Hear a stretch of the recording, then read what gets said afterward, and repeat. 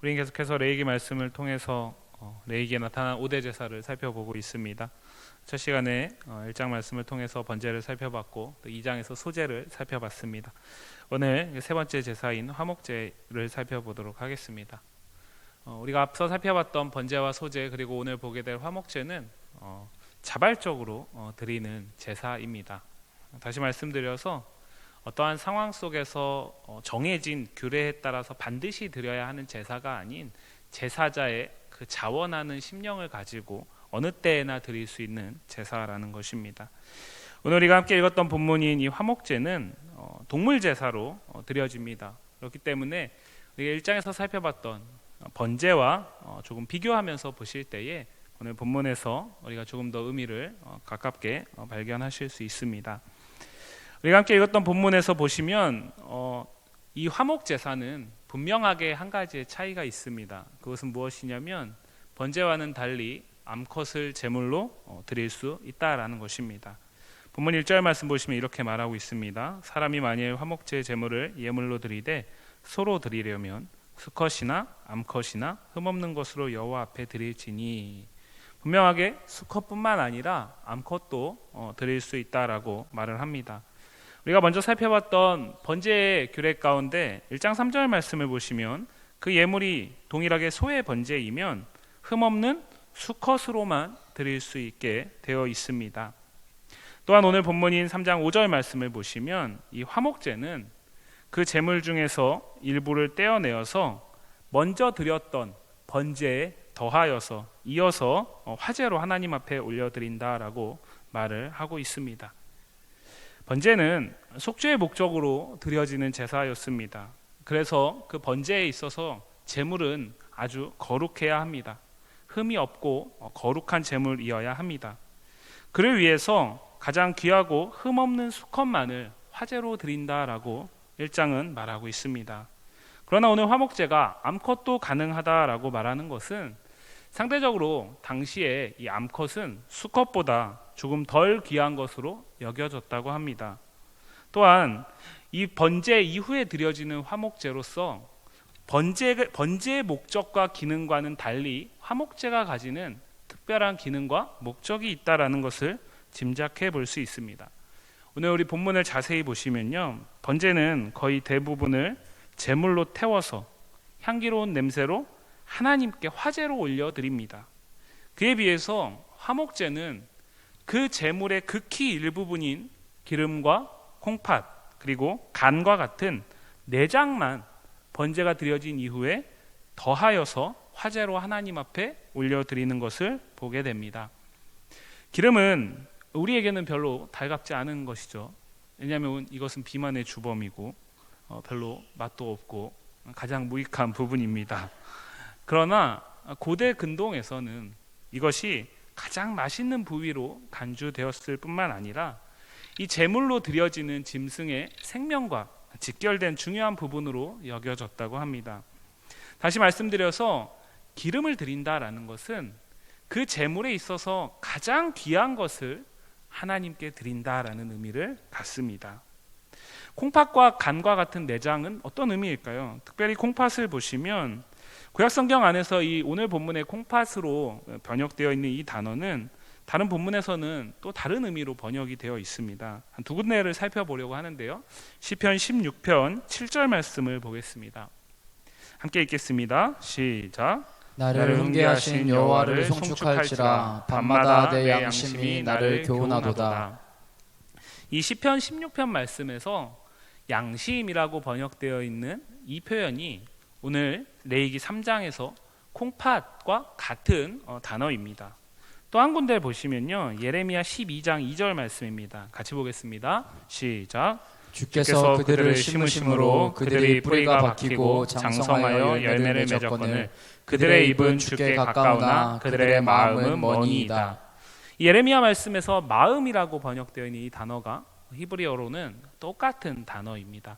아마 성경을 보시면 예레미야 12장 2절에는 각주 표시가 되어 있어서 그 부분을 따라가시면 아래 히, 콩팥 이렇게 써 있는 성경책이 아마 있을 겁니다. 예. 그처럼 이를 통해서 용례를 통해서 살펴볼 때에 콩팥을 하나님 앞에 드린다라는 것은 그 마음, 중심을 하나님 앞에 드리는 것을 말합니다. 정리해 보면 기름, 콩팥, 간, 내장과 같은 어찌 보면은 별로 쓸데없어 보이는 이것을 하나님 앞에 화목제물로 화제로 올려드린다라는 것은 그 제물 가운데 가장 귀하고 뿐만 아니라 그 마음, 그 제물을 드리는 제사자의 마음, 그 중심을 하나님 앞에 온전히 드리는 것을 의미합니다. 우리가 이미 살펴보았듯이 레위기에서 하나님이 제사의 규례를 주시는 것은 그 당시에 고대 근동 지방에서 이방의 수없이 많은 다른 신들의 제사와 하나님이 받으시는 제사가 다르다라는 것을 강조하기 위한 목적이 있다라고 말씀드렸습니다. 이방 신의 제사는 가능하면 많이 귀하고 좋은 것으로 다다익선이면 됩니다. 그러나 오늘 화목제물은 보시면 어찌 보면 그 기준에 따르면 가장 하찮은 제사입니다. 가장 이해할 수 없는 제사입니다. 그럼에도 불구하고 하나님께서는 화목제물로 받으실 때에는 바로 이 작은 부분만을 받으심으로써 향기로운 냄새가 되게 하신다라고 분명하게 말하고 있습니다. 하나님이 받으시는 제사와 이방의 제사의 가장 분명한 차이를 오늘 우리는 화목제에서 발견할 수 있습니다. 서두에 말씀드렸듯이 화목제는 분명한 특별한 동기와 목적을 갖고 있습니다. 기능과 목적을 갖고 있습니다. 우리가 그 목적을 찾아보기 위해서 레위기 7장 말씀을 잠깐 보려고 하는데요. 레위기 기자는 앞에서 5대 제사를 먼저 기술한 다음에 뒤에서 그 각각의 5대 제사에 대한 부가 규례들을 이어서 또 기술을 합니다. 그 가운데 7장 11절 이하의 말씀에서 우리는 화목제의 규례를, 부가 규례를 살펴볼 수 있는데 7장 12절 말씀을 보시면 화목제는 감사함으로 드리는 제사의 규례라고 말을 하고 있습니다. 그리고 16절 말씀을 보시면 서원이나 자원함으로 드리는 규례로서의 제사라고 말을 합니다. 이 7장 11절 이하에서 화목제물을 어떨 때에 드리는가에 대한 부분을 레위기 기자는 세 가지로 요약을 했는데 하나는 화목제, 하나는 감사제, 하나는 서원제, 하나는 자원제라고 말을 합니다. 이 부분 하나하나에 대해서는 7장에 가서 다시 한번 살펴볼 거고요. 결론적으로 이 세 경우는 각각의 제사가 조금씩 다르지만 제사자가 하나님이 행하신 구원에 대해서 감사하고 그 서약을 담아서 드리는 제사라는 공통점을 갖습니다. 5절 말씀에서 이렇게 말했습니다. 화목제물은 번제가 드려진 이후에 더하여서 이어서 드리는 제물이다라고 말씀드렸습니다. 왜 번제가 드려진 이후에 화목제를 드리게 될까요? 번제의 기능 때문에 그렇습니다. 번제의 기능이 속죄의 기능을 갖고 있기 때문에 그 속죄함으로써 속죄함의 은혜를 누린 자가 그에 감사하고 그 하나님께 서원함으로 서약함으로 나아가는 것이 화목제라는 것을 말하고 있는 것이죠.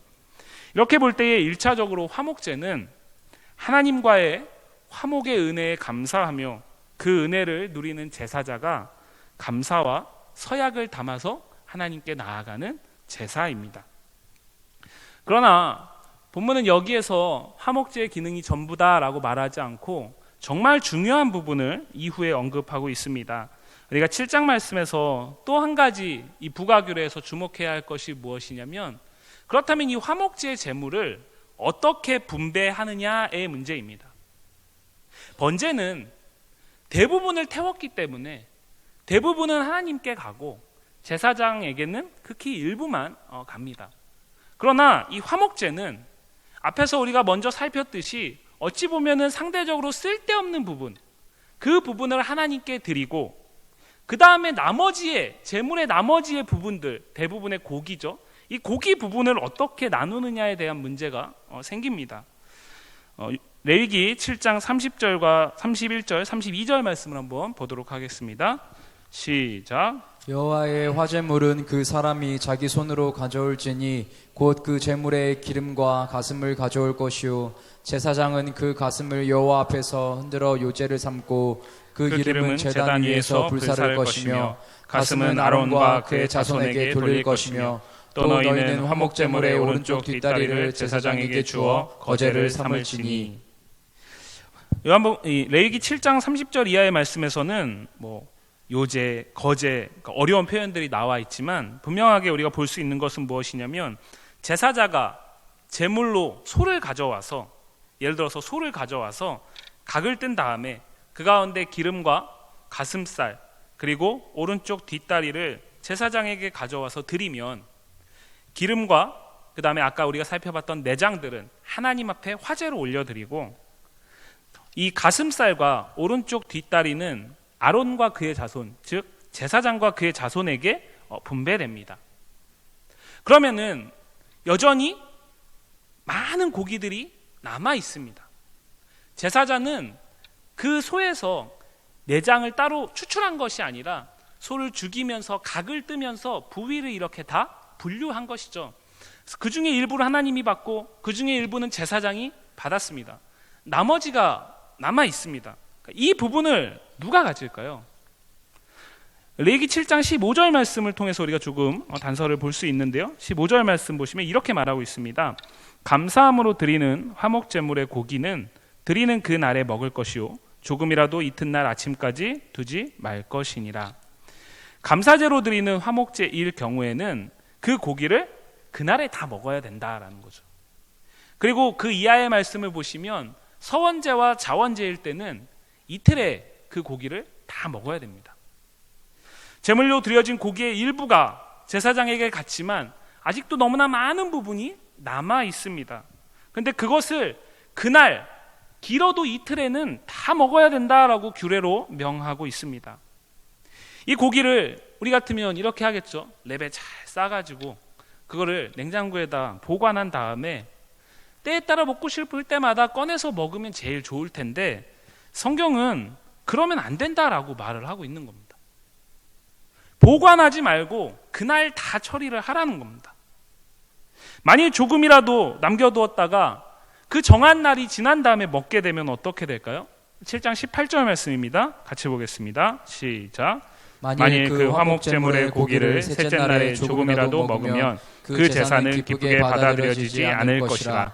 드린 자에게도 예물답게 되지 못하고 도리어 가증한 것이 될 것이며 그것을 먹는 자는 그 죄를 짊어지리라. 7장 18절 말씀은 화목제가 하나님께서 받으시는 향기로운 냄새가 됨으로써 끝나는 것이 아니라 그 제물의 남은 고기를 규례에 따라서 하루 또는 이틀에 싹 다 먹어버림으로써 완성된다라는 것을 말하고 있습니다. 만약에 그렇지 않고 남겨서 이틀, 셋째 날에 이것을 조금이라도 먹게 되면 그 제사는 하나님이 기뻐 받으시는 제사가 될 수 없을 뿐만 아니라 오히려 하나님과의 화목에 감사하며 드리는 제사임에도 불구하고 하나님은 그것을 가증한 것으로 여긴다라고 말을 하고 있습니다. 문제가 커지고 있습니다. 제물로 드렸고 하나님이 받으셨다라고 생각을 했는데 남아있는 이 엄청나게 많은 고기를 한정된 시간 속에서 다 먹어버려야 됩니다. 적당히 먹고 버릴 수도 없습니다. 왜냐하면 하나님께 드려진 제물의 일부이기 때문에 이것을 쓰레기처럼 버린다라는 것은 상식적으로 납득하기가 어려운 것이죠. 그렇다면 이 많은 고기를 정한 시간 안에 다 먹을 수 있는 방법은 무엇일까요? 딱 하나밖에 없습니다. 나 혼자 먹지 않고 나눠 먹는 방법밖에 없습니다. 그런데 모든 사람과 다 나누어 먹어서도 또 안 됩니다. 레위기 7장 20절 말씀을 보시면 부정한 자가 그 화목제물의 고기를 함께 먹게 되면 그 사람은 오히려 그것을 먹음으로써 이스라엘 공동체 안에서 끊어지는 화가 임한다라고 말을 하고 있습니다. 다시 말해서 많은 사람들과 나누어 먹는데 그 사람들은 어떠한 사람이어야 하냐면 속죄의 은혜를 누리고 있는 자여야 된다라는 것이죠. 이스라엘 공동체 안에서 동일하게 속죄의 은혜를 하나님으로부터 받은 여러 사람들과 많은 무리들과 함께 모여서 먹고 나눔으로써 많이 이 제물을 남김없이 먹을 수 있는 것입니다. 화목제가 하나님이 기뻐하시는 제사가 되려면 규례를 따라서 어떤 제물은 이렇게 그 가운데 어떤 부분은 하나님께 어떤 부분은 제사장에게 분배하는 것도 중요하지만 남아있는 모든 것을 이스라엘 공동체 안에서 풍성히 서로 나누어 먹는 잔치로 마무리되어야 하는 것이 아주 중요한 것입니다. 이는 우리가 구해야 할 참된 화목, 샬롬이 무엇인지를 생각하게 합니다. 속죄의 은혜를 받음으로 하나님과 화목하는 것에 머물지 않고 이스라엘 공동체 안에서 함께 그것을 먹고 나눔으로 잔치를 벌리고 교제함으로써 이웃과 지체와 함께 그 화목을 힘써 누리고 나누고 확장시켜 나가는 것을 우리는 오늘 본문을 통해서 볼 수 있습니다. 이러한 의미를 드러내기 위해서 우리가 오늘 함께 읽고 있는 3장 본문에서는 11절과 16절 말씀에서 이 화목 제물을 여호와께 드리는 음식이라고 표현하고 있습니다. 원래 음식이라는 표현은 고대 근동의 이방신에게 드려지는 제물이, 그 제사자가 드리는 제물이 그의 신이 먹는 음식이 되어서 그것을 배불리 먹고 만족함으로써 신을 만족하게 한다는 의미로 쓰입니다. 그래서 하나님이 받으시는 제사를 설명하실 때 내가 받는 음식이다라고 말하지 않습니다. 우리가 이미 살펴봤던 번제와 소제에서도 어디에서도 음식이라는 표현을 볼 수 없습니다. 그리고 이후에 보게 될 속죄제와 속건제와 같은 5대 제사의 4가지 어떤 제사에서도 이 음식이라는 표현을 사용하지 않습니다. 그러나 유일하게 오늘 화목제물은 음식, 여호와께 드리는 음식이라고 표현합니다. 이는 화목제물이 다른 제사들에 비해서 세속적이거나 덜 거룩하거나 아니면 번제에 부가적으로 드려지는 제사이기 때문이 아닙니다. 오늘 본문을 우리 한번 머릿속에서 상상해 보시기를 원합니다. 제가 제사자입니다. 화목제물을 드리기 위해서 제물을 끌고 왔습니다. 물론 한쪽에는 번제물을 드릴 제물도 가지고 왔겠죠. 번제물을 드리기 위해서 각을 뜹니다. 그리고 그것을 번제로 하나님 앞에 올려드립니다. 그리고 화목제물을 드리기 위해서 또 제물을 죽이고 각을 뜹니다. 그 가운데 하나님이 받으시는 부위를 규례에 따라서 제사장을 통해서 하나님께 화제로 올려드립니다. 그리고 그것을 제사장에게 또 일부를 분배합니다. 그리고 나머지를 제사자와 이스라엘 공동체가 함께 먹고 나눕니다. 제사자가 제물을 가져와서 그 제물을 상 위에 올려놓고 그것을 각으로 뜬 다음에 일부는 하나님이, 일부는 제사장이, 일부는 제사자가, 그리고 그 제사자를 통해서 함께 이스라엘 공동체가 식탁에 둘러서 먹고 마시는 만찬의 그림을 우리는 볼 수 있습니다. 본문이 화목제물을 여호와께 드리는 음식이라고 말하는 것은 바로 이 풍성한 식탁교제의 의미를 담기 위함입니다. 제사자가 드리는 제물을 하나님은 다 받으시지 않습니다. 이방의 신들은 그렇지 않습니다. 이방의 신들은 그의 제사자에게 돌려주기보다 가능한 자신이 최대한 많이 취합니다. 그러나 하나님은 그 전부를 받으시면서도 일부만 취하시고 나머지를 돌려주십니다. 그것을 왜 돌려주실까요? 그를 통해서 하나님과 화목한 제사자의 이 은혜를 공동체 안에서 함께 나누고 확장시켜 나가기를 원하시기 때문입니다. 그를 통해서 화목제사가 완성된다라는 것이죠. 바로 이 화목제물로 오신 분이 우리가 지금도 믿는 예수 그리스도이심을 성경은 말하고 있습니다. 요한일서 4장 10절 말씀입니다. 다 같이 읽겠습니다. 시작. 사랑은 여기 있으니 우리가 하나님을 사랑한 것이 아니요 하나님이 우리를 사랑하사 우리 죄를 속하기 위하여 화목제물로 그 아들을 보내셨음이니라. 하나님이 죄로 인해서 화목할 수 없는 우리를 먼저 사랑하셔서 우리에게 당신과 화목을 회복하시기 위해서 아들이신 그리스도를 화목제물로 보내셨다라고 말을 합니다. 그런데 요한은 여기에서 머물지 않고 11절 말씀에서 다음과 같이 말합니다. 사랑하는 자들아, 하나님이 이같이 화목제물을 보내심으로써 이같이 우리를 사랑하셨은즉 우리도 서로 사랑하는 것이 마땅하도다. 하나님이 화목제물로 그 아들을 보내심으로 우리가 하나님과 화목을 이루었기에 나아가서 이웃, 지체와 힘써 그 화목을 나누고 확장시켜 나가는 사랑을 행하는 것이 마땅하다라고 말하고 있습니다. 참된 화목의 완성은 서로 사랑함으로 지체, 이웃과 화목을 이루는 것에 있음을 말하는 것입니다. 이러한 모습이 가장 현저하게 나타난 교회가 초대 예루살렘 교회입니다. 사도행전 2장 45절과 46절 말씀 함께 읽겠습니다. 시작. 또 재산을 소유를 팔아 각 사람의 필요를 따라 나눠주며 날마다 마음을 같이하여 성전에 모이기를 힘쓰고 집에서 떡을 떼며 기쁨과 순전한 마음으로 음식을 먹고. 사도행전 2장에서 오순절 성령 강림의 놀라운 하나님의 은혜 속에서 많은 사람들이 하나님과 화목을 이루게 됐습니다. 그리고 그러한 성도된 자들은 예루살렘 교회라는 공동체로 모였습니다. 그들은 개인의 화목을 하나님과 이룸에 머물지 않았습니다. 그 화목을 이룬 사람들이 모여있는 교회라는 공동체 안에서 서로 구체적인 필요를 채워주기 위해서 자기의 것을 나누었습니다.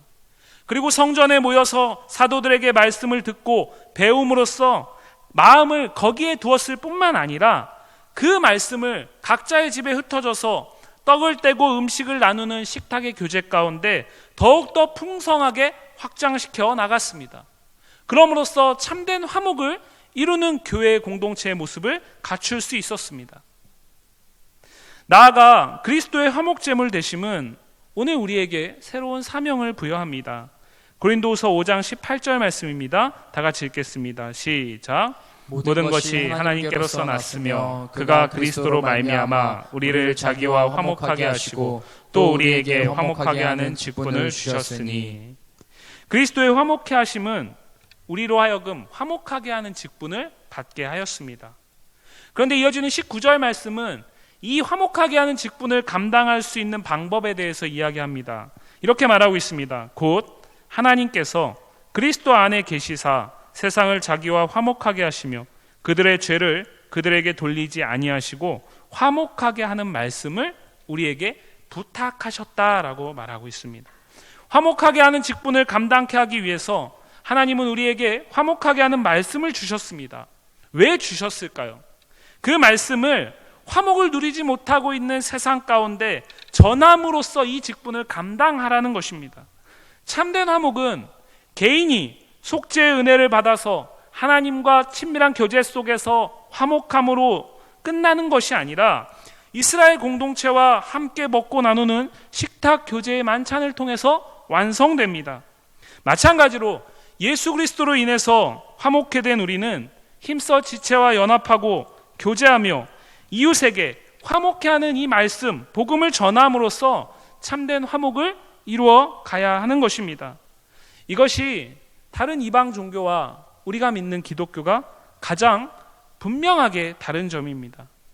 이방 종교는 저마다의 신과 그 신을 믿는 사람 개인의 화목을 목적으로 합니다. 그러나 기독교는 하나님과의 화목에서 끝나지 않고 그러한 화목을 이룬 한 사람 한 사람들이 모여서 서로 연합하고 교제함으로써 화목의 공동체, 샬롬의 공동체를 이루게 합니다. 이 샬롬의 공동체가 교회입니다. 왜 성경은 우리에게 화목을 하나님에서 머물지 말고 지체와 이웃으로 확장시켜 나가라고 말을 할까요? 그것이 하나님이 원하시는 참된 화목의 모습이기 때문에 그렇습니다. 그를 위해서 하나님은 우리에게 교회라는 공동체 안에 우리를 모아주셨고 이 안에서 서로 수없이 많은 다른 부분들이 있지만 그 안에서 한 몸을 이루도록 힘쓰며 애쓰고자 하는 마음을 주시는 것입니다. 그러나 많은 현대 교회의 성도들은 개인과 하나님과의 화목에는 가치를 크게 둡니다. 그것은 지금 우리가 드리고 있는 것과 같은 예배입니다. 예배를 통해서 우리는 말씀을 듣습니다. 그리고 그 말씀 가운데 나의 죄악됨을 깨닫게 되고 나의 연약함을 바라보면서 하나님을 다시 붙들게 됩니다. 그래서 하나님과의 화목을 우리는 이루어 갑니다. 그러나 오늘 본문은 우리에게 무엇이라고 말하고 있는 것이냐면 그 예배의 완성은 교제와 연합 그리고 그 화목을 나누고 확장시켜 나가는 것에서 끝나는 것이다 라고 말을 하고 있는 것입니다. 화목제의 말씀은 아들을 내어주사 우리와 먼저 화목함으로 샬롬의 공동체인 교회를 이루어 가기를 원하시는, 그것을 기뻐하시는 하나님의 은혜를 보게 합니다.